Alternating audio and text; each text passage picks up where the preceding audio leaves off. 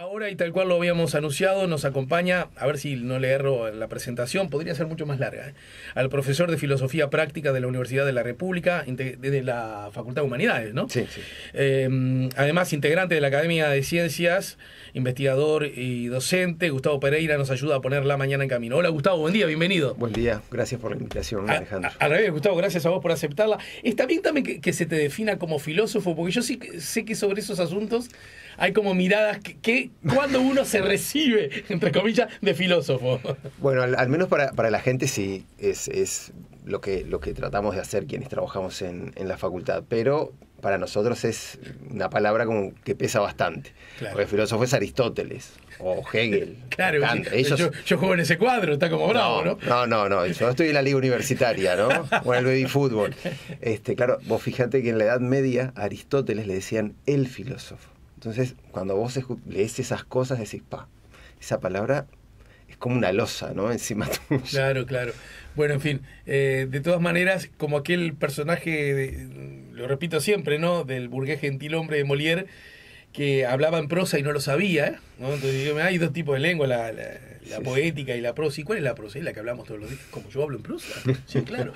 De pronto todos nos podríamos llevar sorpresas acerca de cómo constante y permanentemente hacemos, consumimos y en alguna medida, ¿por qué no?, elaboramos filosofía, ¿no? Sí, definitivamente, sí. Quizás igual que el personaje sin saberlo. Yo creo que hay bastante de eso, sí. Creo que porque la filosofía, el reflexionar sobre cuestiones que nos afectan, sobre algunas preguntas básicas de nuestra vida, es algo que hacemos todos. Todos reflexionamos sobre la finitud de nuestra vida, por ejemplo, claro, ¿no? Sobre la muerte. Y ahí estamos haciendo filosofía. Los filósofos lo hacemos en forma un poquito más profesional, un poquito más, no sé, sistemática, claro, de acuerdo a lo que establece, no sé, la tradición, pero todos respondemos a esa cosa. Cuando nos preguntamos, por ejemplo, ¿qué es una sociedad justa? O ¿cómo la democracia debería funcionar mejor?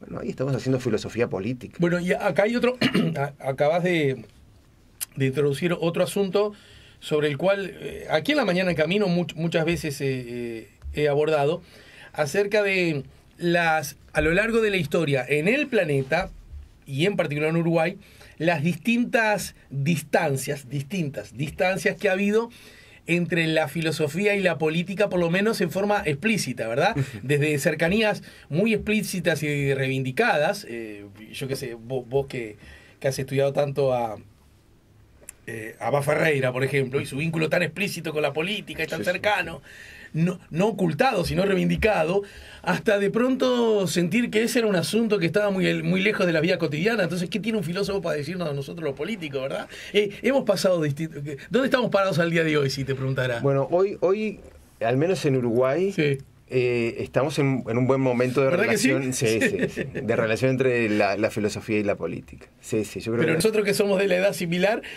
claro.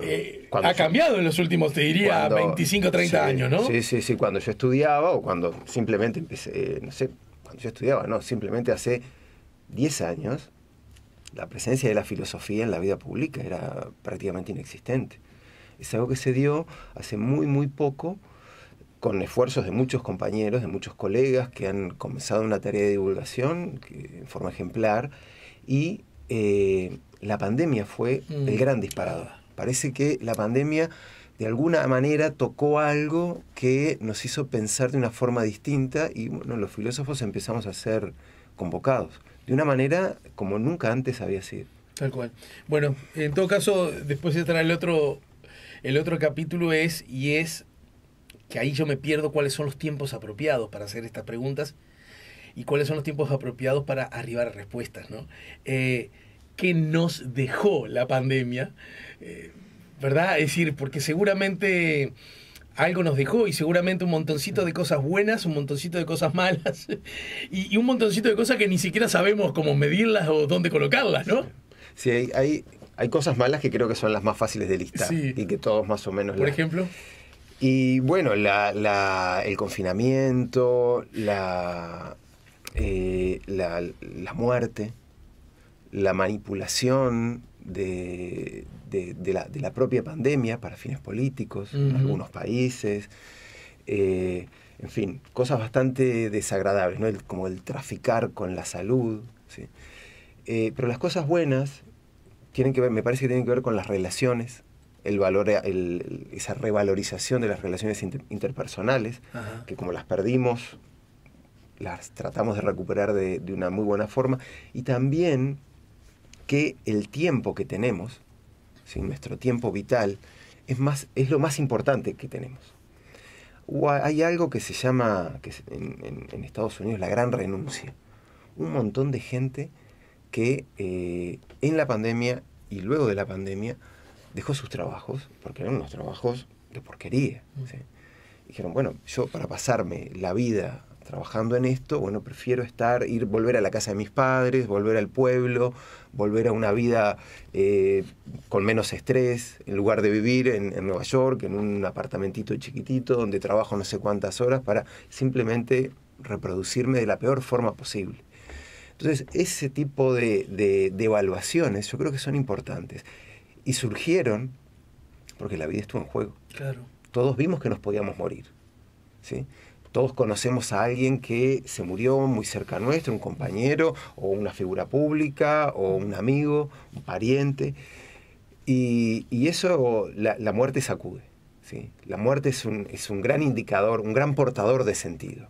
Nos recuerda que somos finitos y que tenemos que tomar buenas decisiones a partir de eso, ¿no? Y en ese contexto, claro, una pregunta que sí, viste que el tema por el que te convoqué todavía no hemos No arrancamos.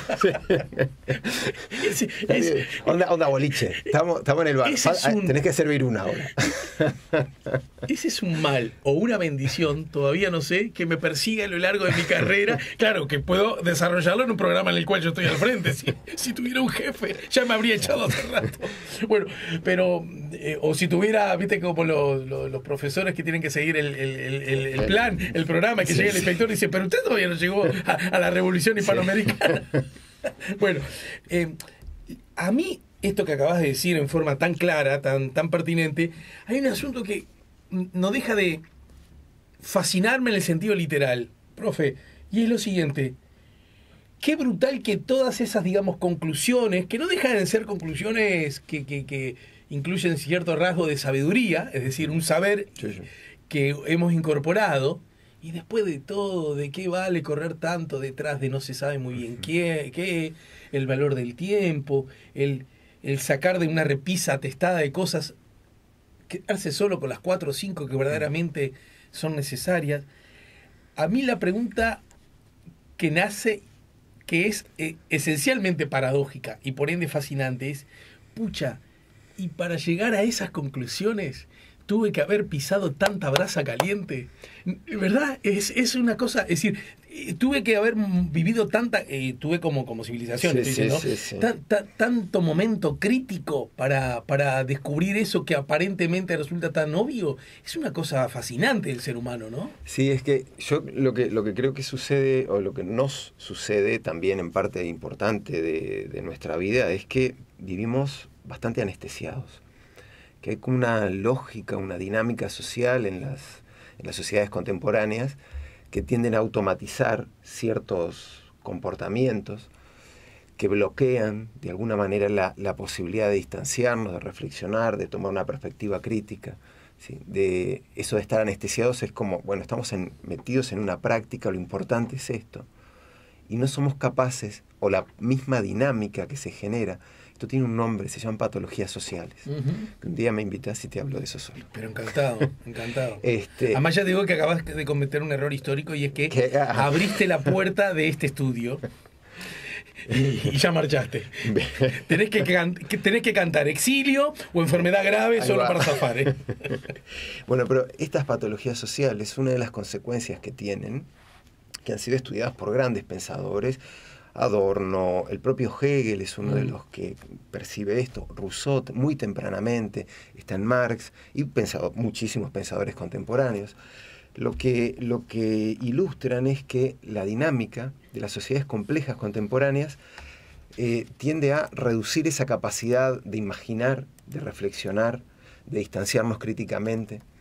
Y, por supuesto que es posible el sacudón, pero el sacudón se da muchas veces a partir de, como vos decías, pisar una brasa. Claro. ¿Sí? Si no seguimos en eso, y capaz que muchos de nosotros, una parte de la audiencia puede empezar se puede preguntar, ¿y yo? Bueno, este trabajo, o esta vida, o estar, o sea, alguien puede llegar a pensar trabajar 16 horas para tener, no sé, una semana en Miami. Claro, claro. Decís, eso, pero, ¿qué vida es? Eso es una vida miserable. Claro. ¿No? O ser, no sé, estar atado a una profesión que te llaman todo el tiempo, a un trabajo cualquiera, ¿no? Como puede ser, en la universidad también nos puede pasar, y de hecho nos pasa, cosas así. Y nos cuesta muchas veces dar ese paso atrás y decir, no, así no vamos a trabajar más. Pero eso es un mal como muy básico. Se me acumula, mira, están golpeteando la puerta de mi cabeza decenas de preguntas, pero las dejo fuera porque si no, no terminamos, no ingresamos al tema, pero ya quedó preagendado. Bien. ¿De acuerdo?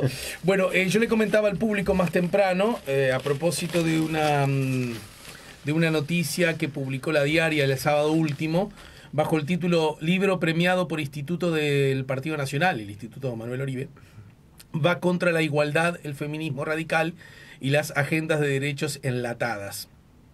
Son feminismo radical y agenda de derechos enlatadas, son frases textuales del libro que en definitiva obtuvo el primer premio porque el Instituto Manuel Oribe convocó en el año 21 a un concurso de ensayo sobre la influencia del filósofo italiano Antonio Gramsci en la estrategia de la izquierda en Uruguay desde 1960 a la fecha.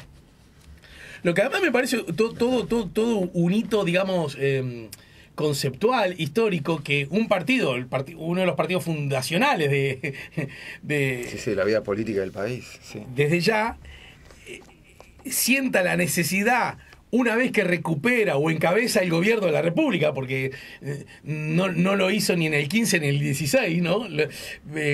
Yo estoy tirando datos nada más. Tenemos que meterle cabeza, tenemos que pensar acerca de Gramsci y la estrategia que ha tenido Gramsci, el rol, la influencia que ha tenido Gramsci en la estrategia de la izquierda en Uruguay desde 1960 a la fecha, ¿no? La izquierda política y cultural también, ¿no? Pero a mí me parecía que, y bueno, y ahí hay un artículo que se desarrolla con una entrevista incluso a De Posadas, el exministro de Economía, que era presidente del jurado. Pero a mí me parecía que nosotros, por lo menos aquí en La Mañana en Camino, teníamos que dar un paso previo, ir a contarle al público, informarle, o en todo caso recordarle, de quién o de qué hablamos cuando hablamos de Gramsci y lo que dijo y escribió, ¿verdad? Bueno, y para eso esta voz. Arranquemos. ¿Quién fue el amigo, el Tano este? Bueno, él es una de las figuras centrales de lo que se denomina como el marxismo occidental. Uh-huh. ¿Sí? Podemos decir del marxismo a secas, ¿no? Pero bueno, tiene su actividad en la primera mitad del siglo pasado, muere muy joven en una cárcel de Mussolini, ¿no? del fascismo, de un derrame cerebral, pero es uno de los fundadores del Partido Comunista Italiano. Uh-huh. Una de las cosas más importantes que tenemos, por qué es que hoy seguimos hablando de Gramsci, sigue teniendo esa presencia, que él propuso una serie de conceptos, ¿sí? Un puñado de conceptos, fuertemente innovadores. Claro. Que no solo resolvieron un problema y respondieron algunas preguntas, la pregunta era, o podríamos reformularla como, ¿cómo es que se reproducen simbólicamente las sociedades? ¿Sí? Y bueno, ahora vamos a ver cómo lo responde él, o cuáles son esos conceptos que pretenden responder a esa pregunta. Pero también, no solamente innovó, respondió a esa pregunta, sino que también sentó las bases para que la respuesta fuese continuada por las generaciones siguientes. Entonces, hoy, en la filosofía contemporánea, tenemos respuestas similares que articulan el legado de Gramsci. Muchas veces sin mencionarlo explícitamente. Claro. Pero esa pregunta o ese problema de cómo es que se reproducen simbólicamente las creencias que compartimos es una pregunta central para la vida de la sociedad. Y cuando hablamos yo te pido de antemano disculpas porque te voy a hacer llover sobre mojado, ¿no es cierto? Pero cuando hablamos de reproducción simbólica de las sociedades, para que mi tío bueno no quede afuera, ¿de qué estamos hablando? Estamos hablando de creencias compartidas, ¿sí?, que establecen de alguna manera los límites de nuestro mundo social. Lo que podemos pensar y lo que no. Claro. Aquello a lo que podemos aspirar y a lo que no. ¿Sí? Lo que podemos desafiar y lo que no. Entonces, la reproducción simbólica de la sociedad ha tenido, hasta hace, yo creo que relativamente poco, un conjunto de creencias, esto es un ejemplo, que coloca a la mujer, o que ha colocado a la mujer en un rol subordinado al hombre. Claro. ¿Sí? Y con esto que yo mencionaba de los límites del mundo social, esa imagen que se proyecta de nuestra vida, era impensable en una época que eso fuese diferente. Acá me parece una cosa que yo sé que es inmensamente obvia, pero no es tan obvia. Y si le erro el bizcochazo, profe, tirame al óvol, porque lo que se trata es de que salgamos de esta charla todos un poquito mejor, ¿no es cierto? Los paradigmas que se reproducen simbólicamente de las sociedades, lo que debemos ser, lo que no debemos ser, a qué podemos aspirar, a qué no, en definitiva, cruzado por, lo que está bien y lo que está mal, lo que es pertinente y lo que no, todo eso, todo, es fruto de una construcción. Sí, sí. Es decir, es fruto de una elaboración más o menos, ahí me pierdo, colectiva, que esas creencias nacen de una construcción, ¿no es cierto? Por lo tanto, como toda construcción, pueden sostenerse, pueden cambiarse o incluso pueden derribarse. Definitivamente. Para ser transformadas, sí, sí, sustituidas por otras, ¿no? Sí.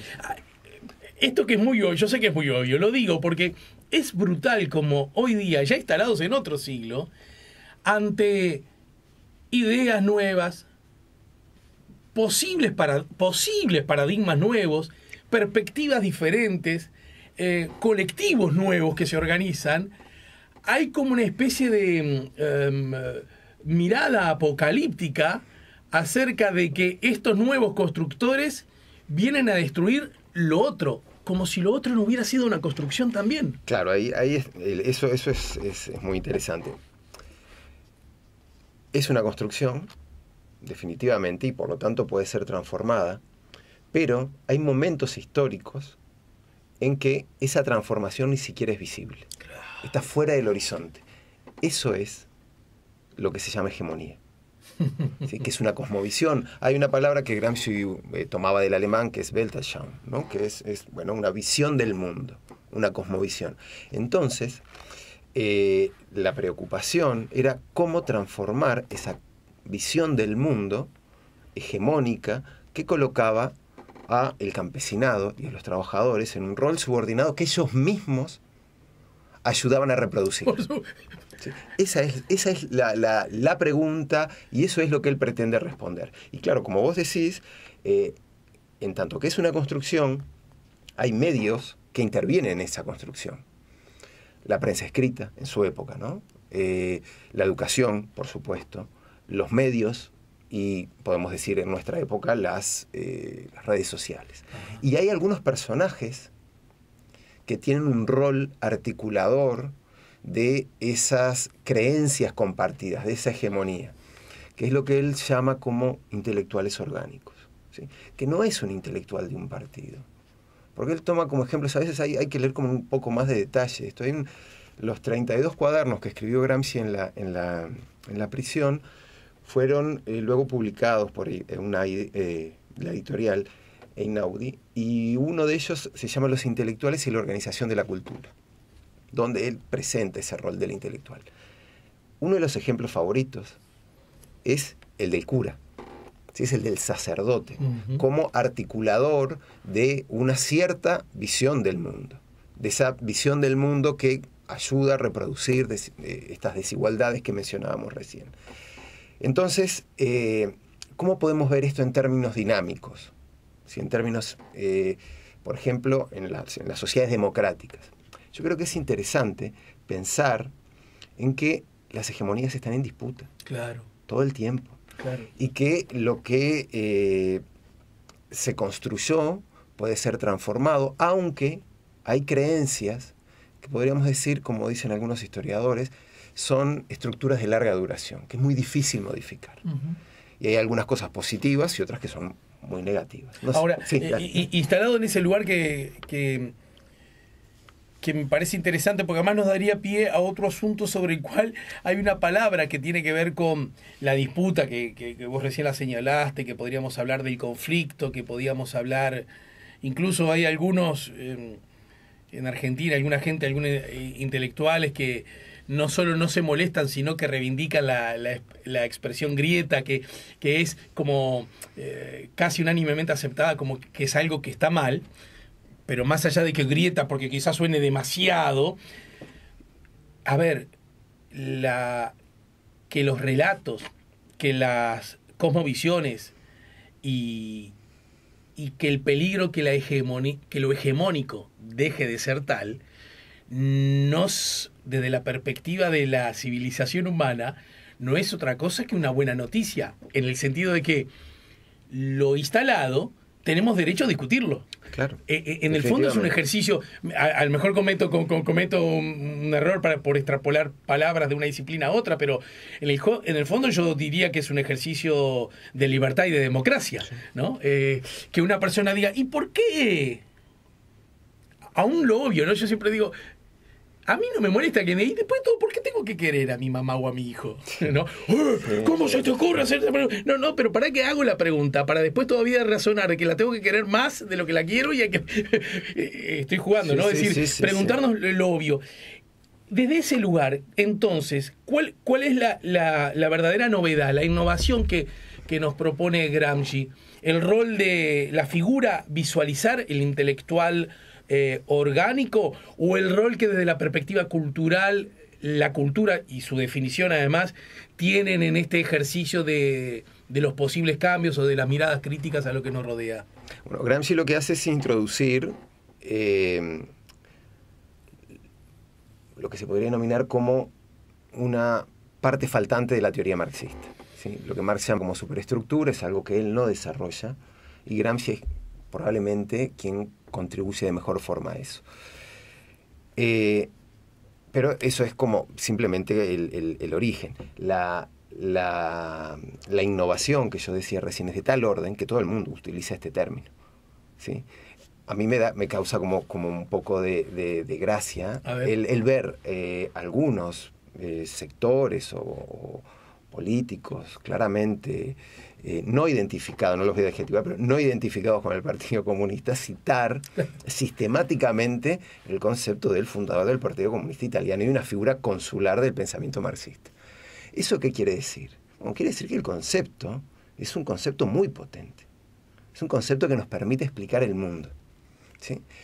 Que tiene una dimensión descriptiva, que es esta que yo estaba contando ahora, ¿no? Es decir, creencias que se articulan de tal manera que posibilitan la reproducción de la sociedad, y que son creencias que tienden a tener una larga duración temporal. La hegemonía no es algo que se transforma en 2 meses. Claro. Como yo he escuchado decir a alguna gente o leer alguna cosa que, bueno, ya se transformó la hegemonía bueno, eso es un mamarracho, eso es un disparate teórico. Es decir, la hegemonía tiende a perdurar en el tiempo. Son creencias que se asientan de una manera que no es fácil transformar. Por eso yo empecé con ese ejemplo de la subordinación de la mujer, ¿sí? Que sabemos que tenemos por lo menos un siglo de luchas por esa igualdad de género y que las creencias se transforman, pero hay un núcleo duro que sigue estando ahí, que son como respuestas, podríamos decir que automáticas, de corte patriarcal, ¿sí?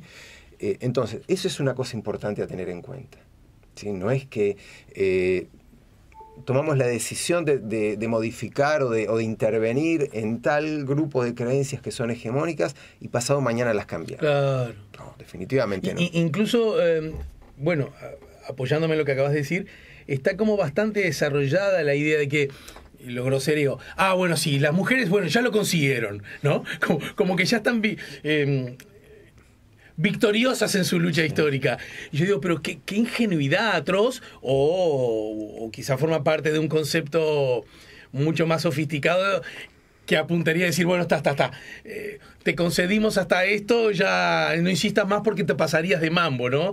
Sí. Quiero decir, lo instalado está instalado con tal dimensión que no cambia porque ganó tal o cual lema las elecciones nacionales en el último periodo electoral, ¿no? No, definitivamente. Y eso lo vemos también en que no es suficiente con una transformación en la legislación. Claro. Para que se transformen los comportamientos. ¿Sí? Es decir, tenemos una legislación, podríamos decir, mucho más igualitaria que en otro momento, sí, pero a las mujeres las siguen matando. Sí, claro. ¿Sí? Y las mujeres siguen cobrando menos que los hombres en los mismos puestos de trabajo, sí, y todo lo que ya sabemos que se da podríamos decir, en el sotobosque, ¿no? En la parte baja de la sociedad. Ahora, por ejemplo, te lo tiro y luego de la pausa lo desarrollas. La figura del intelectual orgánico, la idea que esta mirada que Gramsci introdujo, a ver si te sigo bien, de alguna manera complementando o enriqueciendo lo que décadas atrás había generado Marx, ¿no es cierto? Uh-huh. Es como, bueno, agregarle piezas a un puzzle que naturalmente nunca puede ser, exacto, completo, ni perfecto, ni completo por definición humana, ¿no? Siempre hay como además sería antimarxista sugerir, sí, que algo en permanente cambio esté cerrado, ¿no? Desde ese lugar, hay una cosa como que tiende a decirse explícito o implícitamente, que la lógica que Gramsci propone, la mirada que pone, incluso la responsabilidad que a través del intelectual orgánico le da, le hace asumir, es como solo un asunto de las izquierdas, ¿no? Como si no hubiera pensadores de la derecha, intelectuales. Lo desarrollamos luego de la pausa. Incluso esto sí podríamos quizás conectándolo con esto que ha dicho el Partido Nacional a propósito de convocar a ensayos y debatir, deliberar sobre el rol de Gramsci en las izquierdas, ¿no? Pero ¿acaso no hay gramscianos en las derechas? Lo tiro así medio jugando, sí, luego de la pausa, ¿sí? Estamos conversando con Gustavo Pereira, estamos conversando con el integrante del Departamento de Filosofía de la Universidad de la República, profesor, de hecho, de Filosofía Práctica de la UDELAR. ¿Tus alumnos que son de grado, de posgrado? De grado y de posgrado. Ajá. Bien, en Humanidades, en Humanidades, ¿no? Sí, en la Facultad de Humanidades. Y además, integrante de la Academia de Ciencias del Uruguay. ¿Vos integrás la Academia desde hace cuánto tiempo? Hace 2 años. Ajá. Hace poquito. Che, es como que Tavares te llame, ¿no? Una cosa así, sí, fue una cosa muy linda, muy rara también para mí, al menos. Pero no estaba en tu horizonte No, porque es la Academia de Ciencias. Entonces, yo qué sé, yo esto, cuando me nombraron en la locución de agradecimiento, agradecí especialmente la generosidad y apertura de mis compañeros, ¿no? Para incluir un filósofo. Mira, qué interesante, porque se habla muchas veces de que el ámbito académico, los ámbitos universitarios en general suelen ser bastante cerrados, encriptados, de barras, incluso poco generosos con el otro o el que viene de afuera. No, en este caso parece haber una excepción, si fuera cierto lo otro. No, sí, yo creo que hay de todo, Uh-huh. De todo eso hay de todo. Hay mucha generosidad y hay mucha mezquindad también. Estamos conversando con Gustavo Pereira, que a propósito del fútbol, ¿dónde te ubicás? Quiero decir, 0 futbolero, ¿qué fútbol? ¿Con qué lleva Tile o no? O 10 futboleros, mirá, me importa Gramsci, pero más me importa el partido del domingo.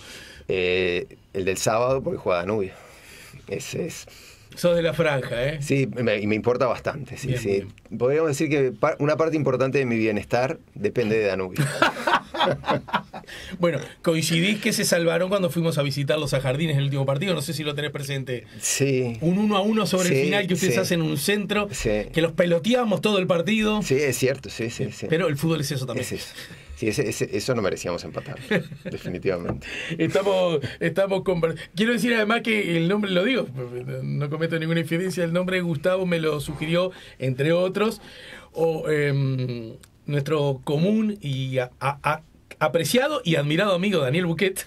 Sí, claro. Que en todo caso, igual que nosotros, tiene la condición de que no somos ni de Peñarol ni de Nacional. Exacto. Él es un tuerto, ¿no? Sí. podríamos decir que es un tuerto recalcitrante, pero en fin. Estamos poniendo la mañana en camino. Gustavo Pereira, el profesor de Filosofía Práctica de la Universidad de la República, su Facultad de Humanidades.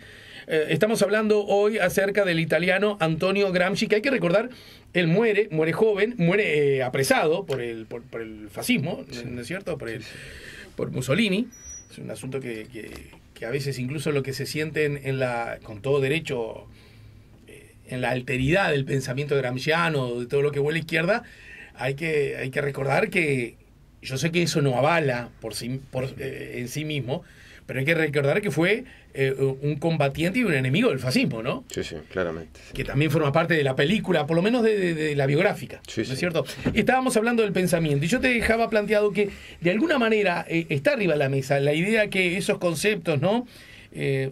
Quiero que además desarrolles cuál fue el aporte o la mirada que él hizo sobre lo cultural a la hora de construir o combatir una hegemonía, ¿no es cierto? El aspecto de lo cultural, el concepto del intelectual orgánico, desde ese lugar el desarrollo de la mirada crítica de lo que podríamos llamar, como decías vos, la superestructura, y esta idea bastante instalado de que entonces el intelectual orgánico, lo planteado por Gramsci, esa idea, solo perviven y son herramientas que utiliza la izquierda política o las izquierdas políticas en sus distintas manifestaciones, ¿no es cierto? Con fuerte énfasis en los partidos comunistas del mundo. Y la pregunta que creo que a esta altura, además, ya instalados en el primer cuarto de siglo es, ¿pero acaso las derechas y el poder hegemónico no usa también sus herramientas de lógica gramsciana? Sí, sí. A ver, el objeto de estudio de Gramsci son los sectores conservadores. Claro. ¿Sí? Lo que está en los cuadernos no es la izquierda o el movimiento obrero y la forma de reproducir su dominio en el mundo social. No, son los sectores conservadores, especialmente la Iglesia.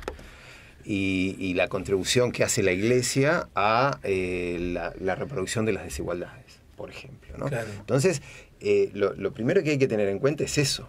Gramsci se preocupa, esta pregunta que vos decías que fue la motivadora del concurso de ensayos, bueno, la pregunta que se hace Gramsci es exactamente la opuesta. Claro. ¿Cómo hacen los sectores conservadores de las sociedades capitalistas para reproducirse? Y eso es lo que estudia. Y es a partir de ahí que surge el concepto de hegemonía, de intelectual orgánico, pero además, ¿sí? El rol de la cultura. Acá profe, me tenés que ayudar con una inmensa contradicción casi de carácter aritmético. Es interesante. Foucault también creo que dialoga bastante, ¿no? Con la lógica del poder. Porque lo verdaderamente fascinante de todo esto, paradójico y hasta contradictorio, es que sostienen el pensamiento hegemónico de los poderosos, que por definición siempre son menos, porque el poder se concentra en menos, sostienen ese pensamiento los que de algún modo podríamos decir muchas veces son víctimas de ese poder. Exactamente, sí. ¿No? Sí, sí. Que es la forma más sutil, claro, de ejercer el poder. Pero claro. Sí. Y bueno, Gramsci es como uno de los, yo creo que si bien no hay bueno, en toda su obra no hay un desarrollo sistemático por las condiciones en las que él escribió, ¿no? Él escribió en la cárcel, ¿sí? Los cuadernos son los cuadernos de la cárcel. Pero claramente podemos ver una forma a partir de este concepto de hegemonía, de esta idea de creencias compartidas, una forma de ejercicio del poder sutil, ¿sí? Claro. Que no es la amenaza, que no es la imposición de la fuerza, sino que son una transformación de creencias, una delimitación del mundo, unos límites a la imaginación, ¿sí? Hay cosas que podemos imaginar y cosas que no. Porque el mundo es de esta forma, o es de cierta forma. Y eso es, reitero, el objeto de estudio que puede aplicarse, por eso es el concepto tan innovador y sigue siendo vigente, puede aplicarse a cualquier sociedad contemporánea, ¿sí? Pero claro, que sea solo solo un patrimonio de la izquierda es simplemente desconocer el concepto o el conjunto de conceptos. ¿Sí? Por ejemplo, lo de la condición de la mujer es una de las cosas que mencionábamos recién, pero... Que además son una de las cosas que están tratadas en el libro según esta crónica periodística, ¿no? Mira, yo me había notado alguna cosa que me... de creencias, ¿sí? De corte, podemos decir que conservador, que irrumpen o que son parte de nuestra vida política, algunas más recientes, otras... primero, una de las cosas que siempre pienso es, bueno, esta idea de que los empresarios pueden ser grandes políticos. Un buen empresario es un buen político. Cosa que vemos que se ha extendido en el mundo hasta las presidencias, por ejemplo, de Trump y de Piñera. Y que aquí el fenómeno Sartori es uno de esos emergentes que tuvo un rol mínimo, pero es parte de ese tipo de creencias. Yo le recuerdo a los ciudadanos, igual que en la elección interna le ganó Jorge Larrañaga. Exactamente. ¿No? Fue el segundo, fue el tercero, Exacto. fue el segundo. Entonces, esas creencias esa es una creencia importante, que irrumpe, que en los últimos tiempos, es decir, esa idea de que los empresarios... Ecuador, ¿no? El presidente también, exactamente. banquero. Los empresarios pueden ser, bueno, por su condición simplemente de empresarios, como tienen éxito en esa actividad económica, pueden tener éxito en cualquier otra. Claro. Desde un club de fútbol hasta la vida política. Después, otra es que la riqueza, ¿sí? La distribución de la riqueza, o la riqueza es algo intocable. A mí me llama, es decir, estas son charlas que me conté una charla con un amigo, ¿no? Pero con lo de la reforma jubilatoria se toca todo menos la riqueza de quienes tienen más. ¿Sí? Es decir, eso es tabú. La riqueza es un tabú para las sociedades democráticas contemporáneas. Y en Uruguay muchísimo más. Y déjame agregar esto que decís, un tabú de tal dimensión y con tal vigencia que aún el Uruguay gobernado por la izquierda, exacto, sí. Dos cosas. Accedió al gobierno durante 3 periodos consecutivos, y según las encuestas tiene chances relativamente altas de reconquistarlo, pero en todo caso, nunca poniendo en riesgo discursivamente esa plataforma, pero además en la práctica, si bien generando políticas distributivas mucho más igualitarias. Sin duda alguna, esto creo que está fuera de discusión, aún deben asumirlo los que no se sienten de izquierda y no votan a la izquierda, ¿verdad? Pero sin tocar la esencia y el corazón de los grandes intereses de la izquierda. Es más, no hay ningún dato acerca de que los grandes ricos del Uruguay no se hayan vuelto más ricos aún con el gobierno de la izquierda, ¿no es cierto? Sí, es que en el diseño de la reforma tributaria, la progresividad, ¿sí? Que por definición debería seguir incrementando a medida que se suben los ingresos, bueno, se detiene. En algún momento. Se detiene, pero te quiero decir que un poco... Por se detiene y podría subir. Y podría subir muchísimo más. Claro. Y se podría tocar el capital. Pero a ver si te entiendo, para que nadie quede afuera. Vos decís que tocar esas cosas implicaría tocar estos conceptos de...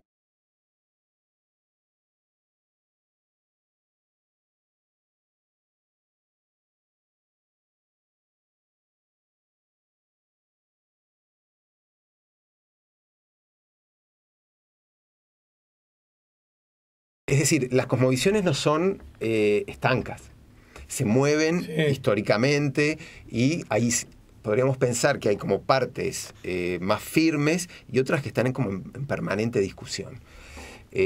A mí me parece que esta forma de entender los derechos, la democracia, ha ido convirtiéndose progresivamente o ha ido pasando a esa zona como más estable, ¿sí? Algo que difícilmente alguien pueda cuestionar abiertamente. Entonces, eso es una cosa positiva, ¿sí? Creo que es una cosa como muy, muy positiva. Bien, o sea que me quedo con esto, que las hegemonías, por definición, en la medida que, como dijimos más temprano, son una construcción, y son una construcción en la que los poderosos y sus... intelectuales orgánicos, para hacer una cosa media jugando con... han utilizado para consolidarlas y profundizarlas, aunque incluso vayan en contra de los intereses de los sometidos por esa hegemonía, ¿De acuerdo? Exacto. Cada tanto igual crujen. Sí. Y se cuelan como distintas miradas que hacen que esas hegemonías sufran variaciones y esa cosmovisión se vea enriquecida por otros aportes. Sí, por ahí. es que porque tenemos grupos que están en disputa. Claro. ¿Sí? Es decir, los intelectuales orgánicos, que son quienes articulan esos grupos, entran al ruedo de la discusión pública y debaten. Alguien dice, aparece la palabra hegemonía y se corta. Creo que ahora lo solucionamos. Vamos a ver. Entonces, ese espacio en disputa es el que, por ejemplo, puede ser lo que se denomina ahí como la agenda de derechos enlatada, o la propiedad, o la mayor progresividad en los impuestos. Esto de la riqueza como intocable. Pero ¿sí? incluso, profe, te pregunto porque yo creo que vos hablabas hoy de las crisis como oportunidad, ¿no? Para sacar de la repisa las cosas inútiles o incluso para generar nuevas perspectivas. Estamos en el marco de una reforma jubilatoria y está pasando aquí en Uruguay y está pasando en Francia, ¿no? Que a propósito, son muy distintas las reacciones de los trabajadores organizados en un lugar y en el otro, ¿no? Sí. Lo digo porque acá se le pide personalidad jurídica, lo que puede estar bien, no sé, no entiendo mucho el asunto, pero se habla que son en general displicentes, poco responsables, que a todo, y acá no se ha tirado ni un chasquibún, ¿no? No, sí. Y en Francia, ¿verdad? Es la revuelta en el ADN, ¿no? Eso. Pero que sí, ¿no será hora de quienes no tienen natural simpatía por los trabajadores organizados reconozcan que a la hora de plantear sus respuestas no te gustará su discurso, pero son civilizados, democráticos, empáticos con el funcionamiento de la sociedad? No sé, nada, al pasar lo tiro. Es una buena reflexión. Porque ¿qué pasaría si estarían ahora como los chalecos amarillos quemando a los pies de Artigas, ¿no? Bueno, se compraron nuevos lanzallamas, a lo mejor se usaría. La pregunta que hago es esta. Che, el ser humano está viviendo más, ¿no es cierto? Y desde la perspectiva hegemónica, lo primero entonces que surge como respuesta a eso es que trabaje más. Que labure más. Pero yo digo, pero no estoy hablando de si el Partido Nacional, el Partido Colorado, si Cabildo, si el Frente Amplio, estoy hablando de la humanidad. Y no deberíamos preguntarnos, ya que hemos conseguido como humanidad extender los años de vida, generar condiciones, ya que tan poquitos tienen tanto dinero, ¿verdad? Para que de alguna manera generemos condiciones para que aporten un poquito más a la fiesta de la vida y la gente pueda tener más tiempo de goce libre sin necesidad de ir a trabajar.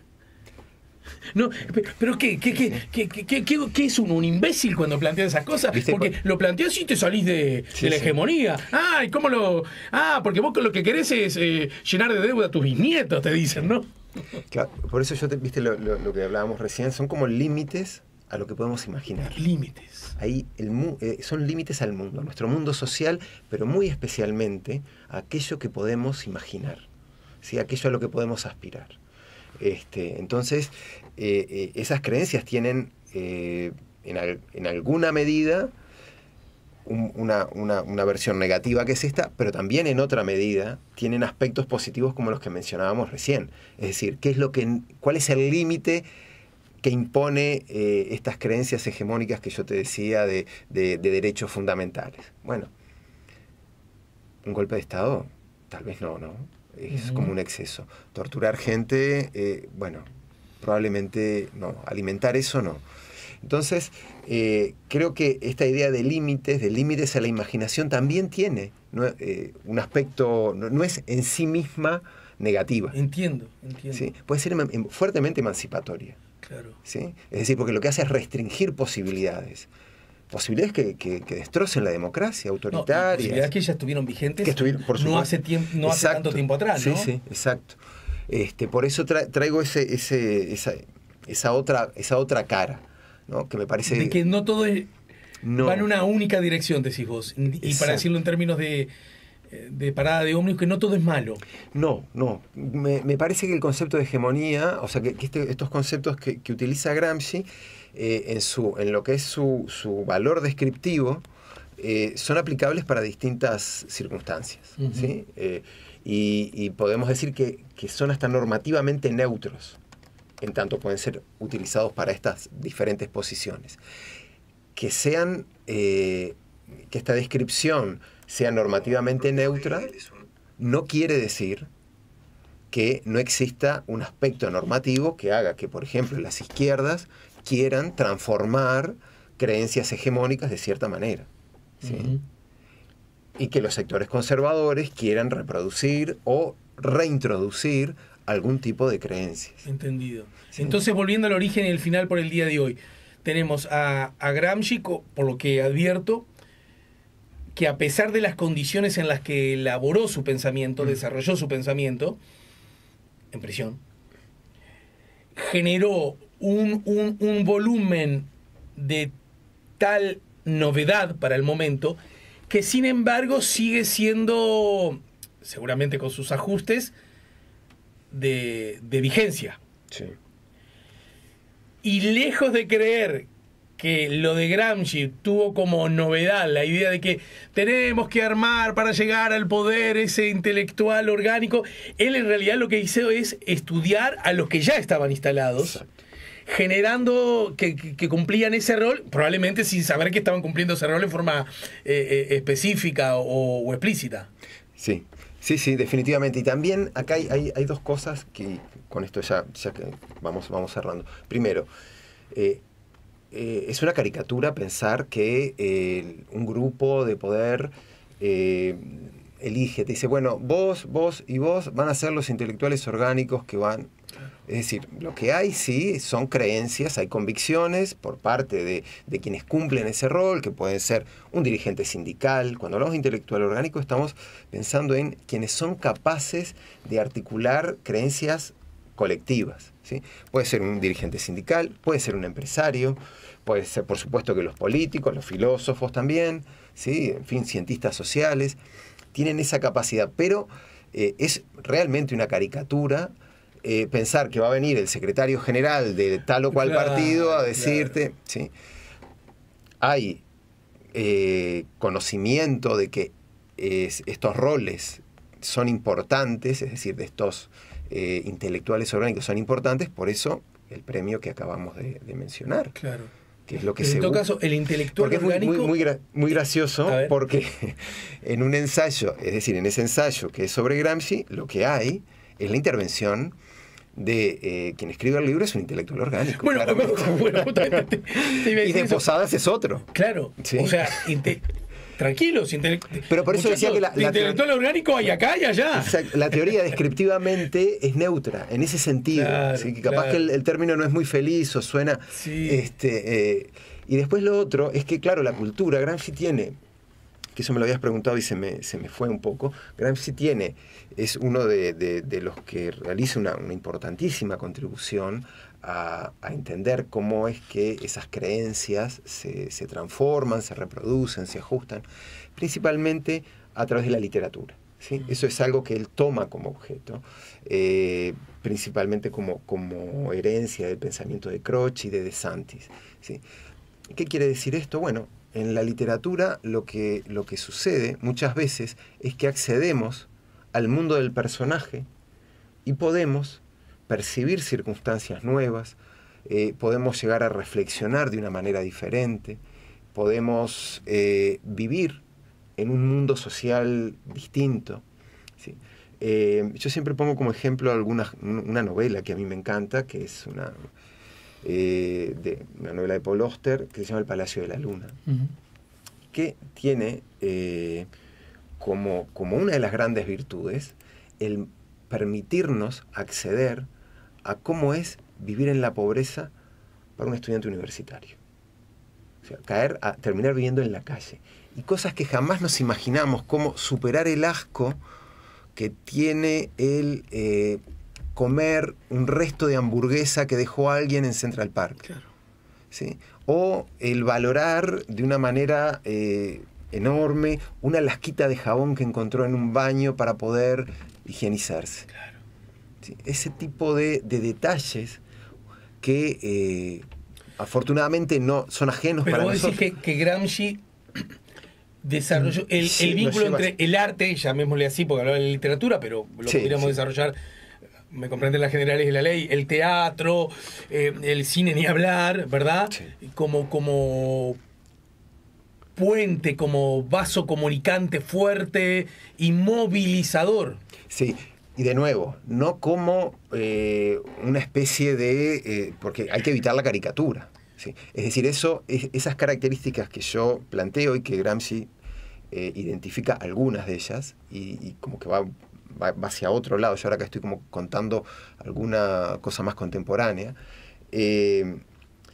Para evitar la caricatura, lo que tenemos que evitar es decir, bueno, hay un grupo de personas que lo que planifica es que la cartelera de cual o tal teatro sea esta o seleccione esta obra. Claro, porque, claro. Por favor, eso, o sea, vamos a respetarnos como personas inteligentes. Sí, claro. ¿Sí? Creo que eso es importante. Sí.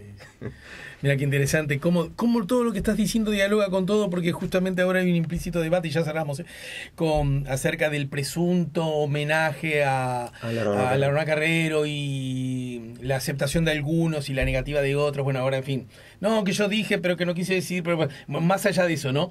Pero una vez le preguntaron, citaban en este contexto, le han preguntado a ellos, ¿no? Y lo que Eduardo y Mario han contestado, en particular, recuerdo de Eduardo, pero seguramente Mario también ha dicho que más allá de su explícito vínculo, primero de lucha antidictatorial, desde la perspectiva ideológica, claramente marcado en lo que podríamos llamar la izquierda o el progresismo en Uruguay, es indudable que seguramente públicos que votan cosas muy diversas o han comprado sus discos o han ido a sus recitales. Exacto. Entonces alguien podría decir, bueno, y eso no luce como contradictorio, y ellos una y otra vez reivindican. Lo que pasa que nuestros maestros lo que nos han enseñado es a tratar de generar producto artístico de calidad, ¿no?